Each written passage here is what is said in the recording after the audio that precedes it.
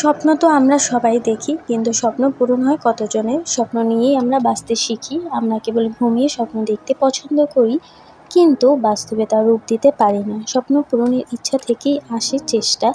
কিছু কিছু পূরণ হবে না জেনেও আমরা স্বপ্ন দেখি এবং কল্পনা করি কোনো একদিন হয়তো স্বপ্নটা পূরণ হবেই।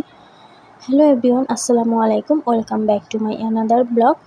পরিষ্কার পরিচ্ছন্ন সাজানো গোছানো সংসার সবারই পছন্দ, আমারও পছন্দ। তাই সব কিছু সুন্দরভাবে সাজিয়ে গুছিয়ে রাখার চেষ্টা করি এবং আমার একটা স্বপ্ন পূরণ হয়েছে এবং সেই স্বপ্নটা কি সেটাই আপনাদের সাথে আজকে শেয়ার করছি। এরকম সুন্দর একটা চুলার অনেক দিনের ইচ্ছে ছিল কেনার এবং সেটা আজকে পূরণ করলাম। যদিও শাশুড়ি মারও অনেক ইচ্ছে ছিল একটা ডিপ ফ্রিজে, সেটাও আমরা পূরণ করেছি। তো চেষ্টা করি নিজেদের ছোটোখাটো স্বপ্নগুলো পূরণ করার জন্য, এবং সেই স্বপ্নগুলো তখনই বাস্তবায়িত হয় যখন আপনার ইচ্ছা শক্তিটা থাকে। তো আলহামদুলিল্লাহ, আমার ডেইলি ব্লগে সবাইকে স্বাগতম। যদিও এর আগে আমি এরকম ডেইলি ব্লগ করিনি। তো সকাল সকাল ঘুম থেকে উঠে তারপর নাস্তা বানানোর জন্য রান্নাঘরে যাই, এবং যেহেতু নতুন গ্যাসের চুলা কিনেছি, তো এটাতে হচ্ছে আমরা সকালের নাস্তা বানাই, আর দুপুরবেলা হচ্ছে মাটির চুলায় রান্না করা হয়। যদিও আমি মাটির চুলায় রান্না করি না, আমার শাশুড়ি মা রান্না করে, আর আমি হচ্ছে গ্যাসের চুলায় নাস্তা বানাই সকালবেলা। তো সকালবেলা রুটি বেলে তারপরে এখানে ভেজে আমার হাজব্যান্ডকে দিই সকালবেলা, কারণ সে হচ্ছে বের হয় সকাল সকাল, তার জন্য তাকে সকালবেলা নাস্তা বানিয়ে দিতে হয়। আমিই দিই, এবং দুপুরবেলা যেহেতু আমার শাশুড়ি মা রান্না করে, এই জন্য আমি সকালে তাকে কিছুই করতে দেই না, সবটা আমি নিজেই করি। আমার শাশুড়ি মা খুবই ভালো এবং আমাকে খুবই ভালোবাসে, এবং তার ছেলের থেকেও বেশি ভালোবাসে। অনেকেই বলে শাশুড়িরা কখনো তার মেয়ের মতো ছেলের বউকে ভালোবাসতে পারে না, কিন্তু আলহামদুলিল্লাহ আমার শাশুড়ি মা অন্যরকম। যদিও তার নিজের কোনো মেয়ে নেই, এই জন্য হয়তোবা সবাই মনে করে আমাকে বেশি ভালোবাসে, কিন্তু না, সে আসলেই আমাকে অনেক ভালোবাসে। সে আমাকে হচ্ছে দুপুরে রান্নাটা করতে যেতে দেয় না মাটির চুলায়, কারণ সে বলে আমার নাকি হাত পুড়ে যাবে, হ্যান ত্যান এইসব বলে। তো আমি হচ্ছে গ্যাসের চুলায় রান্না করি, কারণ আমার শাশুড়ি মা কখনো গ্যাসের চুলায় রান্না করেনি। এই জন্য এটাই আমি নিজেই করি, আর আমি হচ্ছে গ্যাসে খুবই কমফোর্ট, কারণ আমি হচ্ছে সবসময় গ্যাসেই রান্না করি। এই জন্য আগেও করেছি, এজন্য আমি গ্যাসেই সবসময় রান্না করি। তো এই চুলাটা আমার ভীষণ প্রয়োজন ছিল, আমি সেটা কিনতে পেরেছি, আমার হাজব্যান্ড আমাকে কিনে দিয়েছে ঈদের সময়। সো ঈদের পরপরই আমরা হচ্ছে এই চুলাটা কিনি, কারণ ঈদের আগে কেনার সময় হয়নি। যদিও আমি আমার শ্বশুর বাড়িতে ঈদের পর এসেছি, সো সেই কারণে আর কি আমরা ঈদের পরেই হচ্ছে যা যা প্রয়োজন ছিল কেনাকাটা করেছি, কারণ আমি তো এখানে ছিলাম না। এই জন্য ও বলেছিল যে তুমি বাড়িতে আসো, তারপরে হচ্ছে যা যা লাগবে সব কিছু কেনাকাটা করবে। তো ওর জন্য হচ্ছে অমলেট বানাচ্ছি এবং রুটি বানিয়ে দিয়েছি, রুটি ভাজি এবং অমলেটটা খেয়ে সকাল সকাল ও বের হবে। এই জন্য সংসার পরিষ্কার পরিচ্ছন্ন এবং সুন্দরভাবে সাজিয়ে রাখতে একা আসলেই অনেক কষ্টকর, বাট আমাকে একা কোনো কিছুই করতে হয় না, আমার সাথে আমার হাজব্যান্ড আমাকে হেল্প করে, এবং আমার শাশুড়ির মতন আছেনই। আমি যখনই নাস্তা বানাতে যাই, আমার হাজব্যান্ড হচ্ছে রুটি ভাজে, আমি বেলে দিই, ও ভাজে, এবং আমি একটা কিছু করতে গেলে ওর সাথে সাথে হেল্প করে দেয়। এরকম সাপোর্টিং হাজব্যান্ড পাওয়া আসলে ভাগ্যের ব্যাপার। আল্লাহর কাছে লাখ লাখ শুকরিয়া, আলহামদুলিল্লাহ, আমাকে এরকম একটা লাইফ পার্টনার দেওয়ার জন্য। তো আমি হচ্ছে চা খেতে খুবই পছন্দ করি, সাথে সাথে আমি চা বসিয়ে দিলাম। এবং আগে হচ্ছে চা খাওয়ার নেশাটা খুব বেশি ছিল, কিন্তু আমার শ্বশুরবাড়িতে সবাই চা খায় না, এই জন্য খুব একটা চা বানানো হয় না একা খাওয়ার জন্য।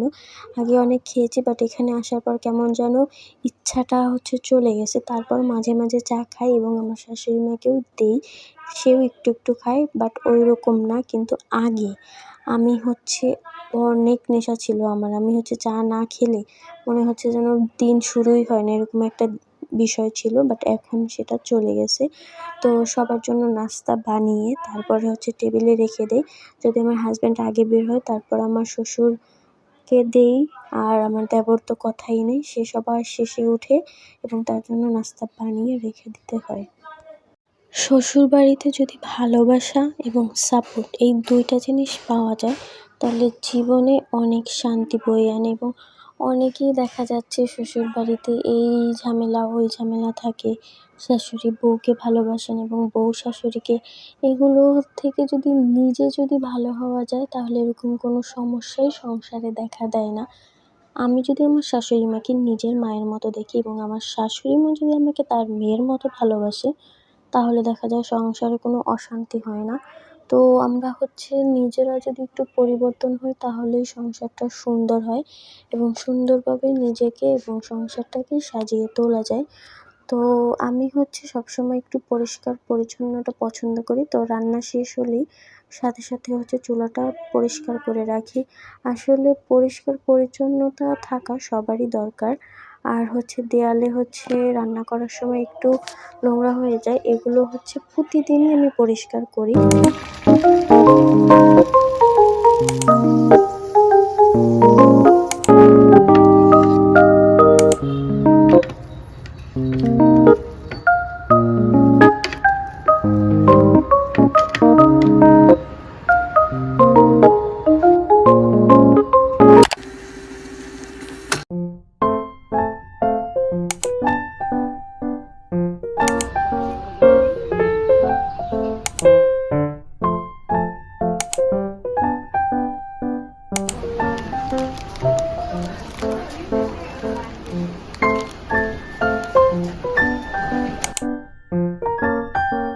রান্নাঘরটা খুব সুন্দরভাবে ক্লিন করে তারপর ছাদে চলে আসি। ছাদে আসার কারণ বাইরের আবহাওয়াটা খুব সুন্দর এবং সেটা উপভোগ করার জন্য এবং সকালের রোদটা কিন্তু খুব মিষ্টি, সেটা উপভোগ করার জন্য। তো ছাদে চলে আসলাম। আসার পরে দেখতে পাচ্ছেন এখানে কিছু মরিচ গাছ আছে।